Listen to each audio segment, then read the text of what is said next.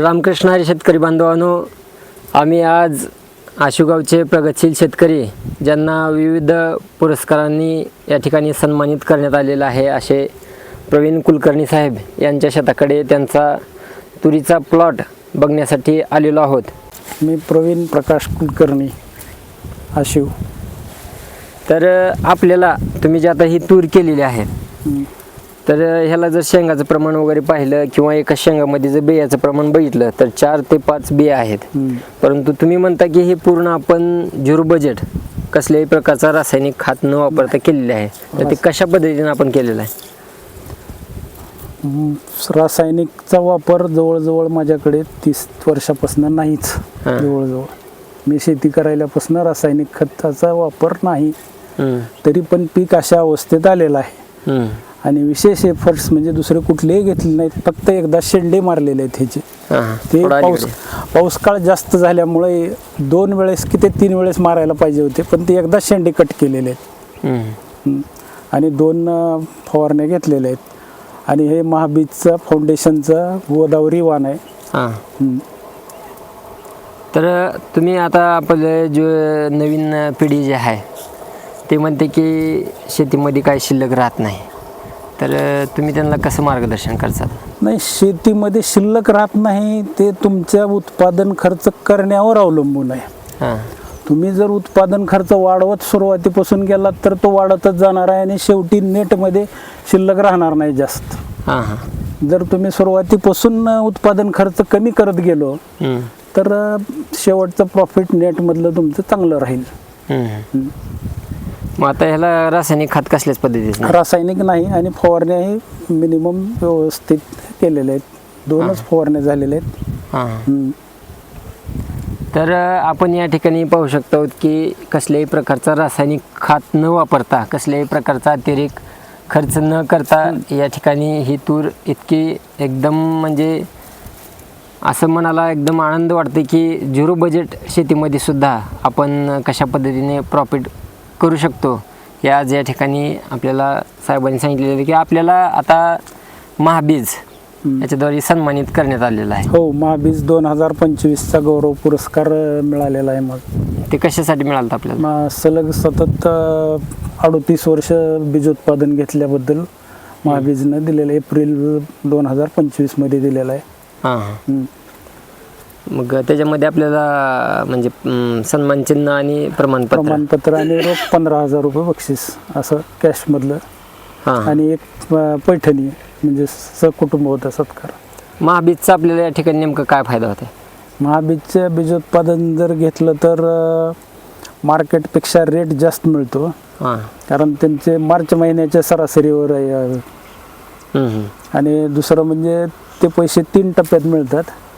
त्याच्यामुळे शेतकऱ्याचं चलन रोटेशनमध्ये राहते.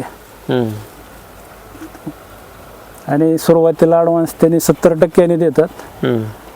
30% आपली सेविंग राहते आणि वाढीव मिळणारे 25%. असं 55% त्यांच्याकडे ऑलरेडी सेविंग राहते. त्याच्यामुळे ते पुढच्या वर्षी आपल्याला आर्थिक नियोजन वेगळं करायची गरज लागत नाही त्याच्यात. म्हणजे पैसे आपले शिल्लक राहिलेले असते ते. आणि 70% जे आपल्याला रक्कम दिलेली ते बियाणं टाकल्या तुम्हाला 8 दिवसात मिळून जातात. 8 दिवसात मिळून म्हणजे चालू वर्षाचा खर्च सुद्धा आपला म्हणजे आता ही जे पिकाची आपल्याला जोपासना करायची आहे त्यासाठी म्हणजे ती रक्कम आपल्याला कामाला येते. आणि दुसरं म्हणजे तुम्ही जरी बँकेत तारण ठेवलं तर त्याला 6% 7% व्याज दर आहेत. इकडे कुठलेच नाही. झिरो व्याज दरात आपल्याला तेव्हा पैसे वापरता येतात. आपला माल त्यांच्याकडे डिपॉझिट राहतो. म्हणजे शेतकऱ्यांनी आपल्याला कुठं फायदा होईल हे जागृत राहिलं पाहिजे थोडक्यात तुमचा सांगण्याचा उद्देश. आणि ह्याच्यात सुद्धा परत तरी 2-3 कॅटेगरी केलेल्या आहेत. जर तुमचं जर्मिनेशन पर्सेंटेज चांगलं आलं तर त्याला सुद्धा वाढीव 100 ते 300 रुपये पर्यंत जादा आहेत. आणि ज्याच्यात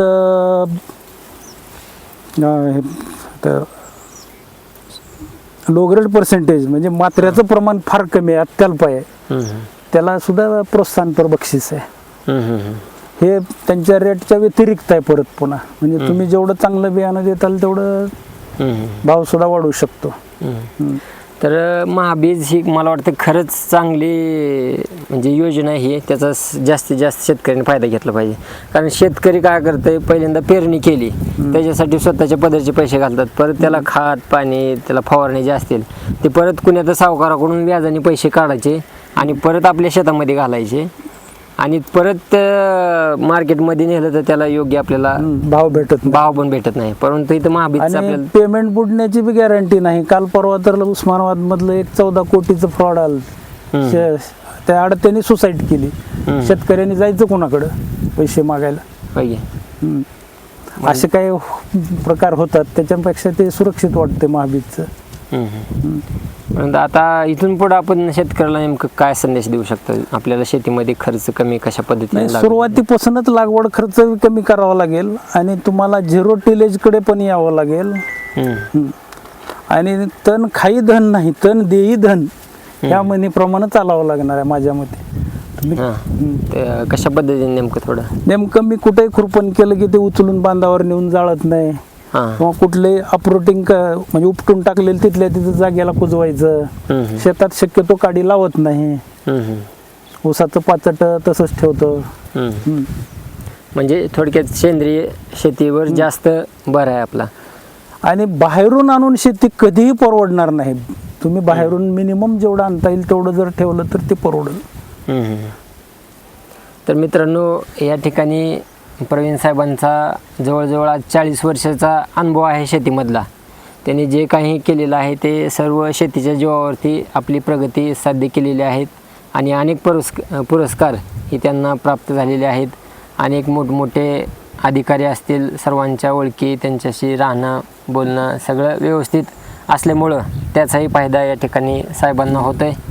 मी स्वतः ॲग्रिकल्चर ग्रॅज्युएट आहे. 1988 पासआउट आहे. पण हे महाबीजच्या जीवावरच एवढं 90 एकर बारदाना सांभाळलेला आहे आजपर्यंत. टेबल राहील. पुनश्च एकदा सर्वांचे या ठिकाणी आभार मानतो आणि या ठिकाणी आपण थांबूयात. रामकृष्ण हरी.